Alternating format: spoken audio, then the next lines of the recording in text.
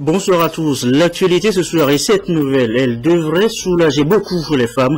Bientôt disponible dans notre pays, le vaccin contre le cancer du col de l'utérus. L'annonce a été faite ce matin par le ministre Octave Nicobrom. Il s'adressait aux gynécologues obstétriciens réunis ce vendredi pour la première édition des journées femmes, mères, enfants. Les précisions Inès Kéredine de Nibaga. En 2013, le cancer du col de l'utérus était à l'origine de 37% des cas de décès liés au cancer gynécologique et mammaire enregistrés au CHU Sylvanus Olympio. Depuis, le taux de décès lié au mal ne cesse de s'accroître. Il importe donc de le combattre pour préserver la santé des femmes. Aujourd'hui, la prévention du cancer est possible. Dire que 100% des femmes ou des filles adolescentes qui vont devenir femmes demain peuvent être épargnées totalement du cancer du col est possible. Et nous voulons nous lancer dans cette lutte. Le premier élément de ce défi, c'est comment amener toutes les jeunes filles de 11-12 ans à pouvoir être vaccinées contre le virus, le papillomavirus. Et le deuxième élément, c'est le dépistage du cancer. Chez les femmes qui ne sont pas vaccinées, pouvoir faire le dépistage précoce, voir les états précancéreux et les traiter le plus tôt possible. Pour gagner cette bataille, il est nécessaire de mettre en place une stratégie commune. C'est ce qui explique cette rencontre des gynécologues obstétriciens du Togo. Pendant 2 jours, ils vont mettre à jour les connaissances sur la maladie et harmoniser les pratiques en ce qui concerne le dépistage, l'interprétation des résultats et la vaccination contre le cancer du col de l'utérus. Sur tous ces points, le gouvernement se dit décidé à apporter tout son soutien en vue de réduire de manière drastique le nombre de cas au Togo. L'introduction du vaccin anti-HPV au Togo par le gouvernement permettra, dans un futur très proche, d'éradiquer le cancer du col de l'utérus dans notre pays. Toutes les dispositions sont en train d'être prises au niveau du gouvernement pour que ce vaccin fasse partie des vaccins du programme élargi de vaccination et qu'il soit accessible à toute la population togolaise. Dans cette lutte, le Togo peut compter sur l'accompagnement du Fonds des Nations Unies pour la population, a dit le docteur Justin Kofi, représentant résident de l'UNFPA au Togo. Cette rencontre sera couplée d'une assemblée générale de la Société des gynécologues obstétriciens du Togo et des consultations gynécologiques gratuites pour le dépistage du cancer du col de l'utérus le samedi de 8h à 14h au CHU Sylvanus Olympio. Et voici ces chiffres, ces quelques chiffres qui font foi dans le dos. Tenez, en 2002, plus de 72 000 nouveaux cas de cancer du col de l'utérus ont été enregistrés.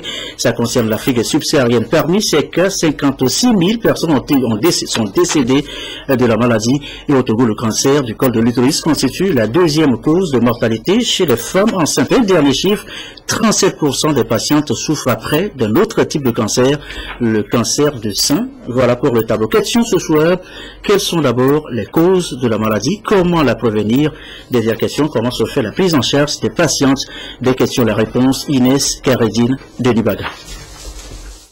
Ça m'a commencé dans le ventre, ça me fait mal, et puis je suis venue chez madame qui était vue, elle m'a regardé, un dimanche encore, ça s'aggrave et puis on m'a amené au coin et puis le sang coule sur moi beaucoup. Quand je me suis restée, je vois qu'il y a l'eau qui sortait sur moi, quoi. L'eau caillait comme ça qui sortait sur moi. Je me suis dit que ça va passer. Un temps, je vois que ça ne passe pas, ça a aggravé, quoi. Et je me suis partie à l'hôpital. Voilà quelques signes qui devraient inquiéter toute femme. Et pour cause, ce sont les symptômes du cancer du col de l'utérus. Une maladie bénigne mais mortelle si elle n'est pas détectée assez tôt. La principale cause, c'est un virus qu'on appelle Human Papilloma Virus. Mais il y a d'autres facteurs qui sont incriminés, notamment le rapport sexuel avec plusieurs partenaires, le tabagisme, le faible niveau socio-économique, les rapports sexuels non protégés. Chaque année, en moyenne, 50 cas de cancer du col de l'utérus sont enregistrés au CHU Sylvanus Olympio. Une fois diagnostiqué, la prise en charge est immédiate. La prise en charge passe par la prévention, notamment la prévention primaire où on doit vacciner les adolescentes ou les petites filles de 9 à 14 ans, ou bien toute femme qui, dès sa première année de rapport sexuel, sans avoir déjà contracté le virus, peut être aussi vaccinée, ou toute fille vierge peut être vaccinée.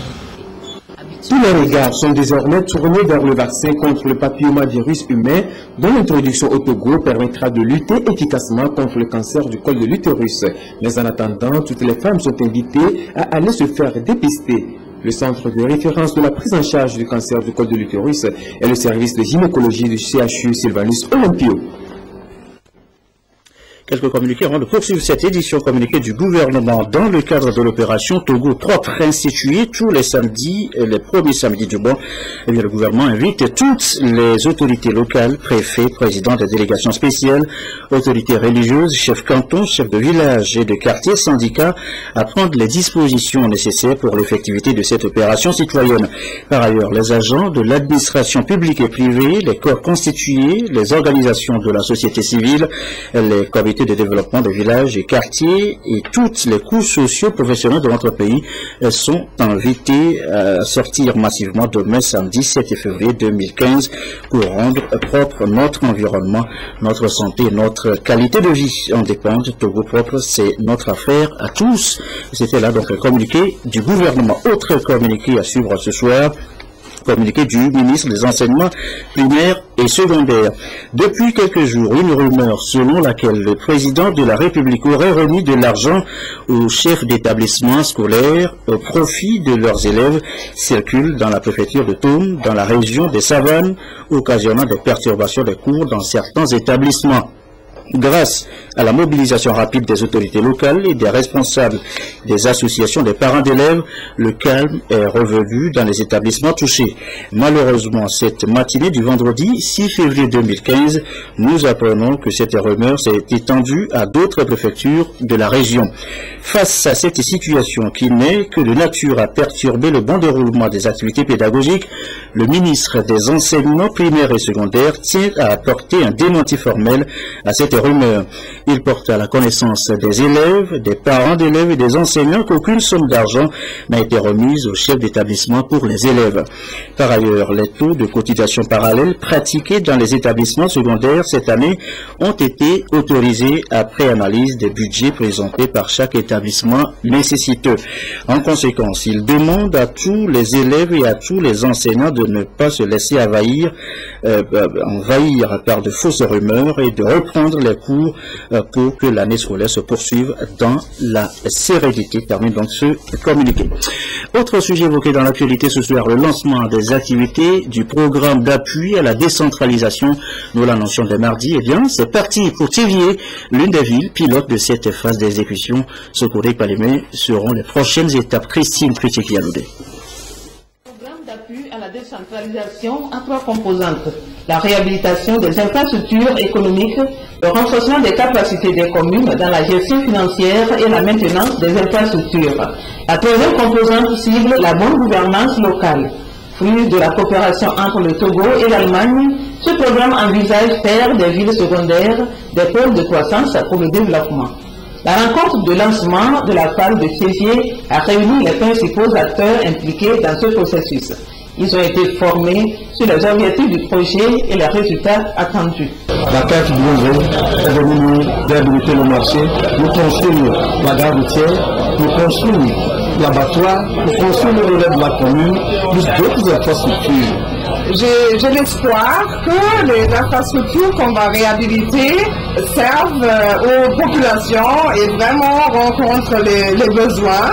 Et pour ça, on veut faire une planification participative Alors on veut offrir aux citoyens activement donner leur observation et besoin, comment ils veulent que les infrastructures fonctionnent.